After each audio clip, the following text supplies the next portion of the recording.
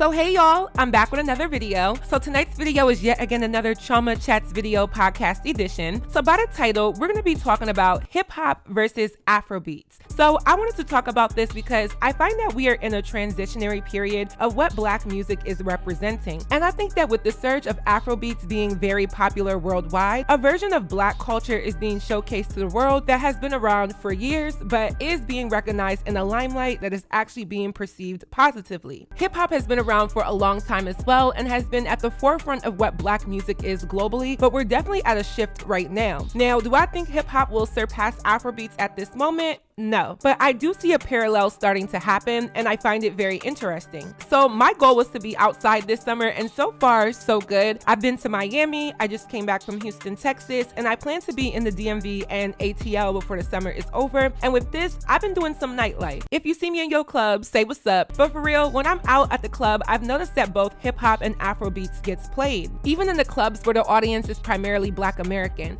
Of course, in the African clubs, they're gonna play mainly Afrobeats music plus hip hop, but I never thought that we'd get to a point where I openly hear Afrobeats. I hear it on the radio, in the clubs, on people's social media stories who I wouldn't even think would know the songs, so it definitely does have appeal. I think this shift, or shall I say this inclusion of another version of music led by Black people, but just by a different ethnicity, is very good. I mean, people have been complaining about hip hop for the longest, about how much it has sensationalized a lot of negativity, and I think Afrobeats is not necessarily a solution, but it kind of accompanies those who have an interest in music that isn't as volatile as hip hop has become. And I don't think that this is just because. I definitely think there is some reasons behind all of this. So I wanted to explore this because it's an untapped topic on this channel and because I'm a fan of both genres of music and have been seeing both genres have a unique journey. So I've broken this video down into two overall main talking points. So without further ado, let's get right into this video. So my first point is, why is there a shift? So recently I watched an interview snippet of Bow Wow on the red carpet for the BET Awards, and he spoke about how music is pretty redundant and that something needs to happen to at least get hip hop back to where it used to be. Now, I'm assuming when Bow Wow says what it used to be, he means the time where artists had individuality, artists had things that differentiated themselves musically from verbiage, cadence, accents, and so forth, and especially when the genre wasn't oversaturated. Started at all this year for hip hop and anything. So how do you feel about that?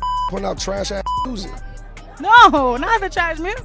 It's serious. Everything sounded like, everything repetitive, same tempo.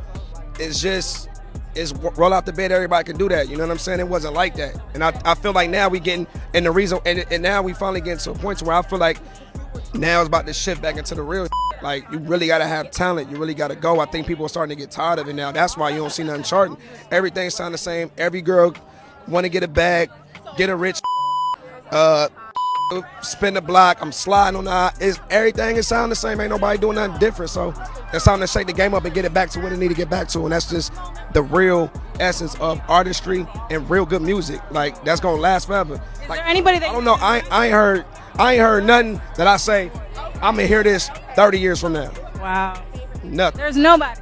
I mean, Drake, Kendrick, and I feel like one of the reasons why there is a shift is because hip hop is oversaturated. I don't necessarily think we need to gatekeep hip hop back from other Black artists because there is room for everyone. However, the oversaturation is the oversaturation of the same aesthetic. A simple solution to fix why hip hop doesn't seem as dynamic anymore is for labels and honestly social media users and listeners and even music fans to stop promoting the same type of artists again and again and again. And it's not just the female rappers because everybody always wants to come for the female rappers, including myself. It's most definitely the male rappers as well. I mean, if anything, the male rappers are the ones who really push the same degenerate, violent, and honestly depressing music to everybody. You have the ones that are at the very top, such as Lil Durk, NBA Youngboy, 21 Savage, and Lil Baby, who, yes, there are ways to tell them apart, but most of their appeal is gangster rap music. And I will at least give Lil Baby his credit for being versatile in subject matter when it matters. I really do think he has the most distinctiveness out of all of them, but when you chalk it up to labeling it as one thing, it's all one and the same. And I feel like the male rappers are the most detrimental aspect of hip hop because say what you want about female rappers, but being overtly sexual isn't illegal. It's most definitely detrimental and has a high tendency to influence bad behavior in girls and women, but it's not illegal, and in most cases, it doesn't kill anybody. But on the other hand, with male rap music, the culture they promote actually affects lives, whether it's jail time or being 6 feet under, or even pushing drugs and habits that deteriorate Black men everywhere. But this isn't about gender gender wars, this is about why there's been a shift of how people view hip hop. Statistics say that we are living in an era with the most black millionaires ever, and most of these black millionaires are tied to something within the entertainment industry. Moreover, being tied to rap or hip hop music. And this is something to take pride in. I mean, to promote the reality of your upbringing through hardships, hood culture, drugs, violence, street culture, and so forth, and make it into a lucrative industry is still a win, but it's a win that comes with a cost. And because the same story is being played out for millions to see over and over again, I just think people have grown tired. Now let's touch on the female rappers.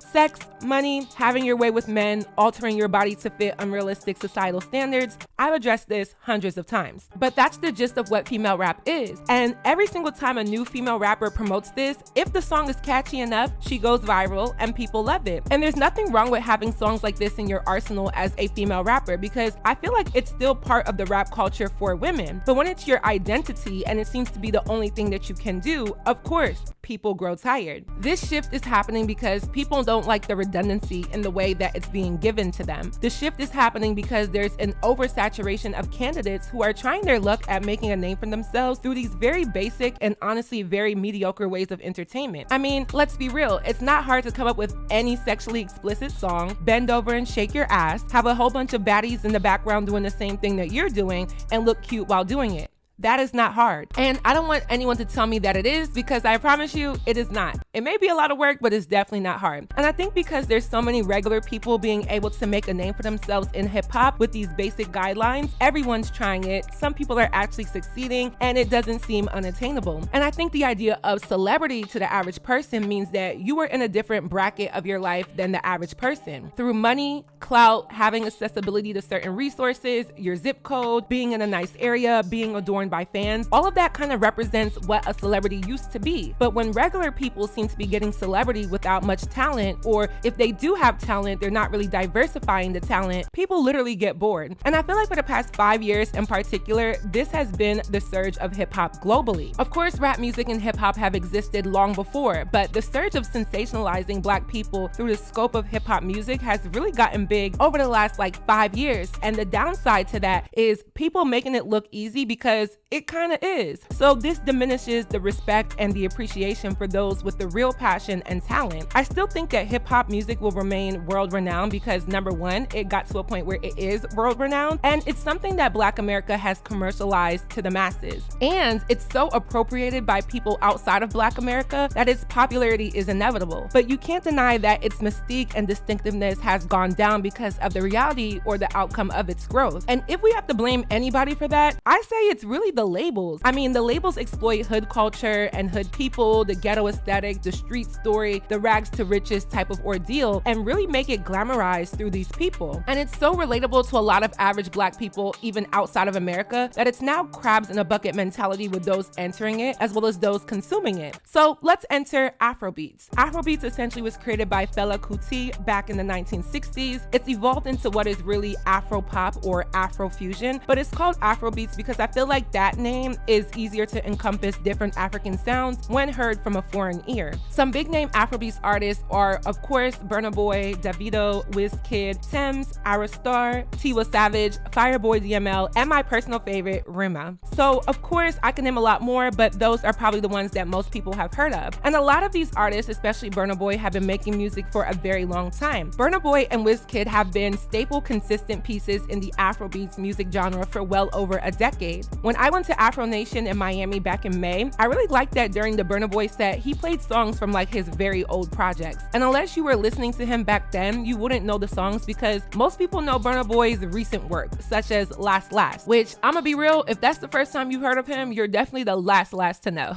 But that notwithstanding, Afrobeats is emerging as a different view of Black culture through music. Now, when I use the word Black, I'm using Black as an umbrella term that encompasses everyone who identifies as a Black person. So Black Americans, Africans, Caribbeans, y'all know what I mean. I don't want to hear anybody in the comments trying to do diaspora wars over this term Black because there's many ways to utilize the term. In this case, I'm speaking about people who identify as Black, not solely Black Americans. And I want people to know that people use the term Black to describe themselves even outside outside of America. Especially in South Africa, there are denominations of what people use to determine their race. And with South Africa having a heavy biracial or mixed presence, there's definitely categorization of black, white, or ambiguous. There's a little history lesson for y'all. But like I said, Afrobeats is emerging. It's on the radio, it's in the clubs, it's been requested by people who aren't even African, and it's being enjoyed by people all over the world. We see a lot of non-African artists being featured on remixes to African songs, such as Calm Down by Rema featuring Selena Gomez, or even Come Closer by Wizkid featuring Drake, two of my favorite songs. And some can say that these hip-hop artists are giving Afrobeats artists the platforms to exist and grow, but I feel like that's really a myth. I feel like that's what people want to believe, when in reality, these are global artists, meaning they're not just known in their home country, they're known everywhere. They may not be as known in America because, let's be real, America is a little bit closed off to accepting foreign cultures, even though America is made up of foreign people for the most part. But that's just an American mindset, not a Black American mindset, an American mindset altogether, including all races and people who live here. So I do think it's fair to appreciate the hip-hop artists that are most known in Black America for collaborating with Afrobeats and getting on these songs and making it popular amongst hip-hop listeners, because it has grown as a genre and I can give credit to that. But I think the shift that's happening is not just because Afrobeats is being promoted by hip-hop artists. It's because hip-hop listeners aren't as enamored by hip-hop and have been begging for something else. And Afrobeats is really another subsection of Black people pushing a different type of music genre. So let's go back. In the early 2000s, I feel like the Caribbean or dancehall genre was really promoted here in the States. Artists like Sean Paul, Wayne Wonder, Sean Kingston, Beanie Man, Shaggy, Mr. Vegas, Elephant Man,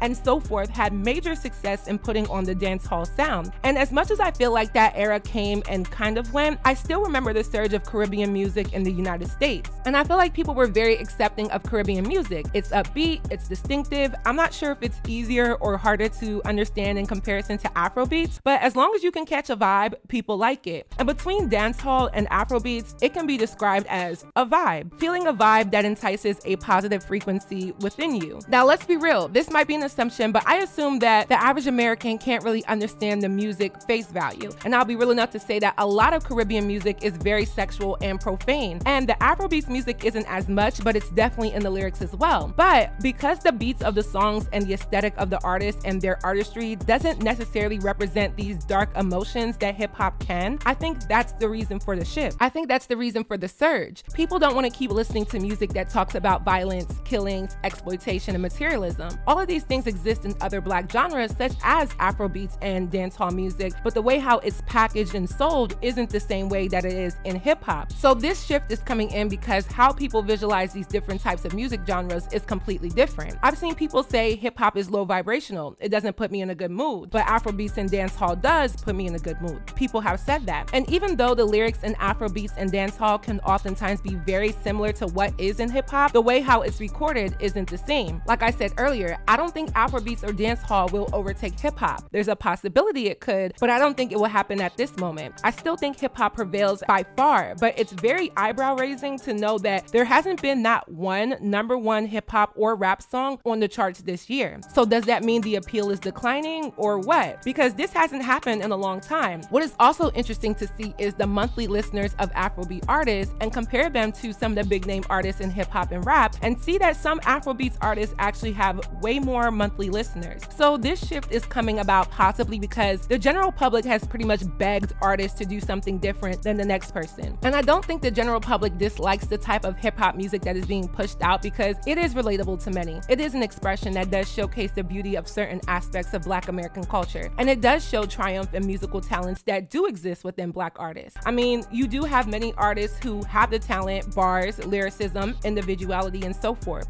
It's just few and far between at this moment because the industry has allowed for anybody to make it, but they do exist. But they definitely do not exist in a capacity that outshines the ones that don't, and it has irritated many hip hop fans everywhere. They are now yearning for something different and seeking something else. And what's pretty much most available that gives a similar showcase of Black people doing well musically is something like Afrobeats. Some are gonna say that I'm biased because I'm Nigerian, so it just seems like I'm just giving all praise to Afrobeats, but I think I'm being real when I say that I'm observing a musical shift that is being promoted by Black people globally. I grew up listening to every type of Black music there is, and hip hop has prevailed and still does, but there definitely is a change happening right before our eyes. Now, my second and final point is, what will be the outcome of both genres? So to close out, my prediction is that hip hop will remain popular, but just be stagnant for a while. Many of these artists are going to have to age out before something really changes. Right now, a lot of these artists are still young, in their 20s and early 30s, so their youth is still relatable and revered. But to see the next phase of rap or hip hop, I think the current mainstream artists are going to have to either age out of it gradually over time or completely change how they have their appeal as a whole, like as a collective. Question of this video though, do y'all think there will or can be a change in hip hop? And if so, what do you think the solution is or the next stage is? Now, as for Afrobeats, it's been on a slow rise, but I think the rise is starting to pick up pace. Everyone is hip to what Afrobeats is, even if you're not a fan of it and don't listen to it. The term is now a genre that you know of. Afrobeats has a little bit more room for versatility because the viewpoint of it isn't solely image-based, so I think the expansion is still going forward. Even as someone who has been listening to Afrobeats since I was a kid, back in the day, it was on a smaller scale in regards to the artists. You had P Square, D'banj, Tamaya, Duncan Marty, and yes, I know, all Nigerian artists, but still, there wasn't that many names in the pot. Now, there are so many Afrobeats artists rising and having hit songs that I can't even keep up myself. Also, another question for this video. So for my Africans or those who enjoy the music, what genre of music would you put Awilo Longomba in? I don't know if it's Afrobeats or is it Makossa or Coupe Dekele. Let me know what y'all think. All in all, I think it's inevitable that the shift in music being represented by Black people on a global front is present. I think it's still positive that Black artistry on an international spectrum is rising. I personally love both. Even in my upcoming music, I try to do like a fusion of both sounds because I grew up listening to just as much hip hop and rap as I did Afrobeats. So I think there is room for both to exist. I don't think it's a competition, but I do see the reality of the two genres and where they are at in present day. So that is it for this video. I hope you all enjoyed. Please let me know your commentary on my commentary down below. What do you think? What do you know? Let me know. If you haven't already, go stream my song Ceremony. It's out on all platforms. The link is down below. I have a new song that's going to be dropping this month, so y'all stay tuned for that. And lastly, don't forget to follow me on all of my social media networks, and I will see y'all in my next video. Bye, y'all. Yeah. Oh, yeah.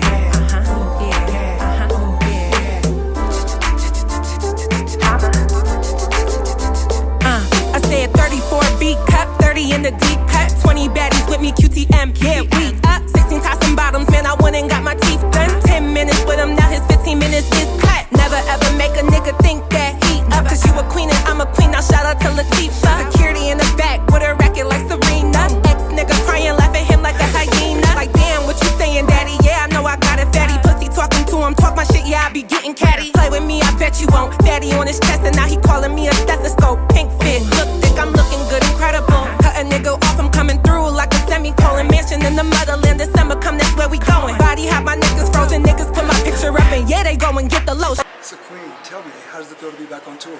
It feels really good. I'm happy to see my fans put out my song and just really show everybody my